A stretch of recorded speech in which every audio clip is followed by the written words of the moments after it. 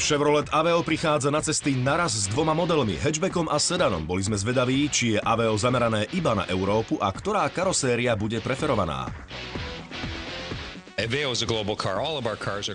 Aveo je globálny model, všetky naše autá sú globálne. Naše Chevy staviame od základov vo vývojových centrách po celom svete. Majú to byť autá pre všetky trhy. Viete, Chevrolet je dnes väčšia spoločnosť mimo Spojených štátov než tá časť v USA. Takže vidíte, všetko, čo robíme, je globálne. Aveo sa bude predávať všade, hoci niekde pod iným názvom, ale stále je to rovnaké auto. Myslím, že keď sa pozriete na hatchback alebo sedan, pozeráte sa zároveň na dvoch zákazníkov s rozdielnymi potrebami. Zdá sa, že hatch má ten správny športový feeling, ktorý každého nejako priťahuje, najmä keď vidia hot hatch. Ten hovorí veľa o ľuďoch, kým sú a kam chcú ísť v živote, ale stále majú výhodu priestranného 5-miestneho vozidla.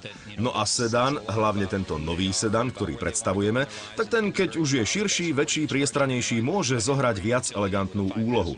Bude mať úlohu rodinného auta, ale istotne uvidíme aj ľudí, ktorí si ho vyberú aj na pracovné účely ako biznis limuzínu. Myslím si teda, že Aveo bude úspešné v oboch verziách.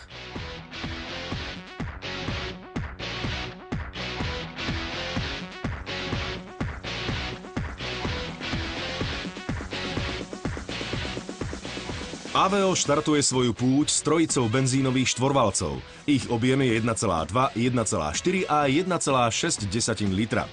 Dva menšie agregáty majú v Chevrolete premiéru. Ich moderná konštrukcia napovedá, že by mohli byť úsporné, ale zároveň dostatočne výkonné a trvácne. Konštruktéri to chcú dosiahnuť dvoma vačkovými hriadeľmi v hlave valcov, variabilným časovaním ventilov a vylepšením mastiacej sústavy.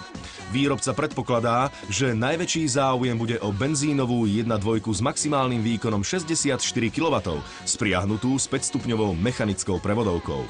Tento model má mať priemernú spotrebu 5,1 litra na 100 km. K pohonným jednotkám 1.4 a 1.6 sa dá objednať 6-stupňová automatická prevodovka.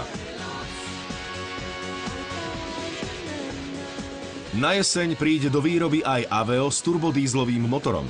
Pod kapotou bude mať 1,3 litrovú jednotku so vstrekovaním Common Rail a jeho výkon exkluzívne prenáša 6-stupňová mechanická prevodovka.